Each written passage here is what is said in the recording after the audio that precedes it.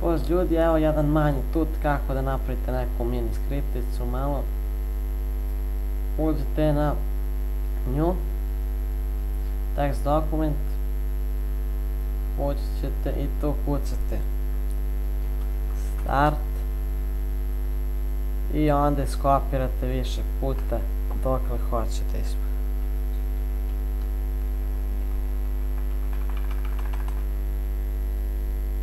Evo, ne sam toliko, na primjer sačuvat ćete save as, na primjer prva skripta.bat. Važno je da morate sačuvati .bat. Evo, napisat ću znači .bat.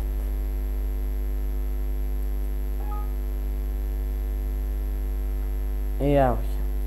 Pogledajte, kad uđete, izbacit vam više prozorčića.